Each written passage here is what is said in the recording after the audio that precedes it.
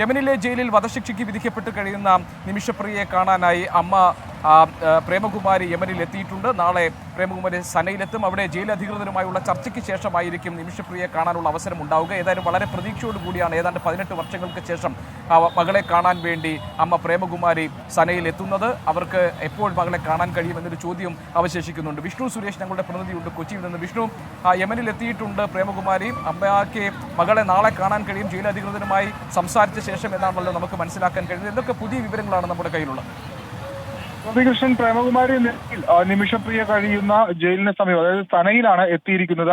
അതിനുശേഷം ഇന്ന് അവിടെ തങ്ങും. നാളെ ആയിരിക്കും ഈ ജയിൽ അധികൃതരുമായുള്ള കൂടിക്കാഴ്ച. അതിനുശേഷം നിമിഷപ്രിയയെ കാണാനാകും എന്നുള്ള പ്രതീക്ഷയാണ് അവർക്കൊപ്പമുള്ള സാമുൽ ജെറോം ഉൾപ്പെടെയുള്ള ആളുകൾ പങ്കുവെക്കുന്നത്. ഇതുവരെ മറ്റ് തടസ്സങ്ങൾക്കുള്ള സാധ്യതയൊന്നുമില്ല. 12 വർഷങ്ങൾക്ക് ശേഷമായിരിക്കും ഒരുപക്ഷെ, അങ്ങനെയാണ് എങ്കിൽ മാതാവ് നിമിഷപ്രിയയെ കാണുന്നത്.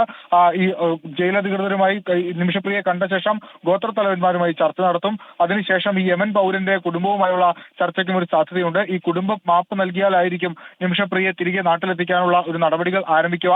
വലിയ പ്രതീക്ഷയിലാണ് ഈ ഒപ്പം പോയിരിക്കുന്ന സാമുൽ ജെറോമും അതോടൊപ്പം തന്നെ നിമിഷപ്രിയയുടെ കുടുംബവും ഈ സേവ് നിമിഷപ്രിയ ഫോറത്തിലുള്ള എല്ലാവരും ഉള്ളത്. ആ ശുഭവാർത്ത നമ്മൾ പ്രതീക്ഷിക്കുകയും ചെയ്യുന്നുണ്ട്. എന്തായാലും നാളെ നിമിഷപ്രിയയെ മാതാവ് കാണും എന്നാണ് ഈ ഘട്ടത്തിൽ വരെ ലഭിക്കുന്ന വിവരം.